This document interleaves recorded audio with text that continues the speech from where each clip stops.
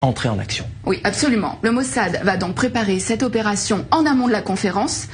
Plusieurs jours avant, une équipe du Shin Bet et du Mossad, il s'appelle à Tsiporim, donc les oiseaux, vont occuper le dernier étage du très luxueux hôtel à Casablanca où sont attendus les dirigeants arabes et où va aussi avoir lieu la conférence.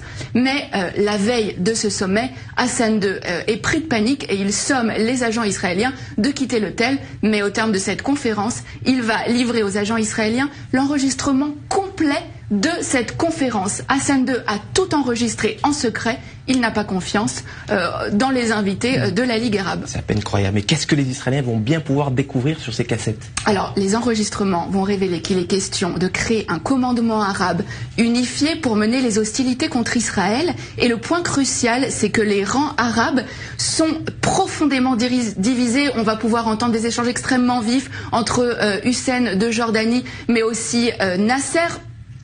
Et alors, ce qui est vraiment important, c'est que les nations arabes vont vraiment révéler leurs faiblesses. Elles ne sont absolument pas préparées pour une guerre contre Israël. Et c'est vraiment sur la base de ces informations-là que Tsahal va lancer les premières opérations de la guerre des 6 jours en 67. Alors voilà un dirigeant arabe sunnite qui est censé être solidaire de ses homologues arabes. Pourquoi Hassan II a-t-il fait ce choix?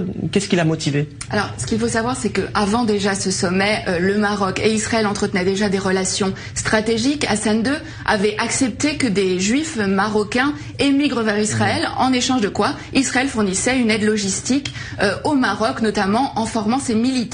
Et suite à cette opération, qui a vraiment été considérée comme le fleuron des renseignements israéliens, Israël est en dette vis-à-vis du Maroc. Seulement un mois plus tard, en octobre, cette dette a un nom, c'est Mehdi Ben Barka, le plus farouche opposant d'Hassan II. Le Mossad participe à l'opération Baba Batra. L'objectif, c'est faire disparaître absolument Ben Barka, Baba Batra aux initiales donc de Ben Barka, mais c'est aussi le nom d'un traité du Talmud. Le Maroc a donc été un allié indispensable à Israël dans la guerre des 6 jours, même si, on le voit bien, aucun cadeau n'est gratuit.